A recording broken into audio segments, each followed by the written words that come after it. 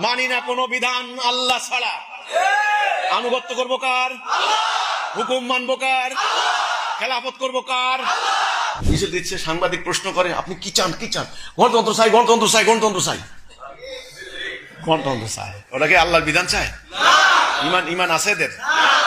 একদিন আল্লাহ রসুল এক সাহাবিকে দেখে কানলেন, চোখের পানি ধরে রাখতে পারলেন না। বলছে ওই অমুককে দেখো, সে খুশবু লাগাইতো ইরান থেকে আসতো, তার জব্বা আসতো মিশর থেকে আসতো, আজকে সে নেংটি করে হাঁটে।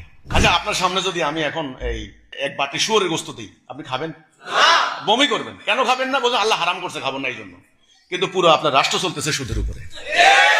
কই আপনার তো সে ধরনের ঘৃণা আসলো না? জনগণকে বলেন, যারা আল্লাহর বিধান অনুসরণ করে না তারা কাফের, তাদের ঈমান নাই। বলবেন না তো, বললে যে এই যে রুজি বন্ধ হয়ে যাবে। জানিয়া বুঝিয়া দেখিয়া শুনিয়া আল্লাহর বিধান বাদ দিয়া মানুষের তৈরি আইন মানে, এরা কি মুসলমান? তো এদেরকে মুসলমান জাল সার্টিফিকেট দিয়ে রাখছে কারা? এখন এই কথা বললে তো আমারে তোরা জবাই করবি।